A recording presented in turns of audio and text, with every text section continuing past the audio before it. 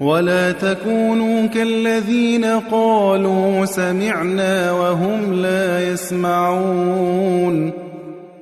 إن شر الدواب عند الله الصم البكم الذين لا يعقلون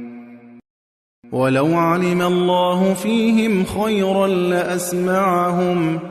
ولو أسمعهم لتولوا وهم معرضون يا أيها الذين آمنوا استجيبوا لله وللرسول إذا دعاكم لما يحييكم واعلموا أن الله يحول بين المرء وقلبه وأنه إليه تحشرون واتقوا فتنة لا تصيبن الذين ظلموا منكم خاصة واعلموا أن الله شديد العقاب واذكروا إذ أنتم قليل مستضعفون في الأرض تخافون أن يتخطفكم الناس فآواكم وأيدكم بنصره ورزقكم من الطيبات لعلكم تشكرون يا أيها الذين آمنوا لا تخونوا الله والرسول وتخونوا أماناتكم وأنتم تعلمون واعلموا أنما أموالكم وأولادكم فتنة وأن الله عنده أجر عظيم يا أيها الذين آمنوا إن تتقوا الله يجعل لكم فرقانا ويكفر عنكم سيئاتكم ويغفر لكم والله ذو الفضل العظيم وإذ يمكر بك الذين كفروا ليثبتوك أو يقتلوك أو يخرجوك ويمكرون ويمكر الله والله خير الماكرين وإذا تتلى عليهم آياتنا قالوا قد سمعنا لو نشاء لقلنا مثل هذا إن هذا إلا أساطير الأولين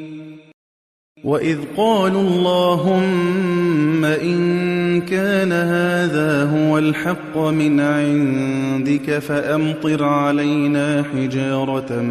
من السماء أو ائتنا بعذاب أليم وما كان الله ليعذبهم وأنت فيهم وما كان الله معذبهم وهم يستغفرون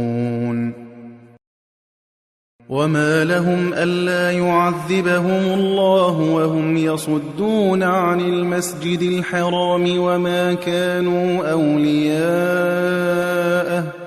إن أولياؤه إلا المتقون ولكن أكثرهم لا يعلمون وما كان صلاتهم عند البيت إلا مكاء وتصدية فذوقوا العذاب بما كنتم تكفرون إن الذين كفروا ينفقون أموالهم ليصدوا عن سبيل الله فسينفقونها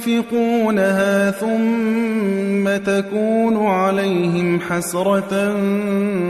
ثم يغلبون والذين كفروا إلى جهنم يحشرون ليميز الله الخبيث من الطيب ويجعل الخبيث بعضه على بعض فيركمه جميعا فيجعله في جهنم أولئك هم الخاسرون قل للذين كفروا إن ينتهوا يغفر لهم ما قد سلف وإن يعودوا فقد مضت سنة الأولين وقاتلوهم حتى لا تكون فتنة ويكون الدين كله لله فإن انتهوا فإن الله بما يعملون بصير وإن تولوا فاعلموا أن الله مولاكم نعم المولى ونعم النصير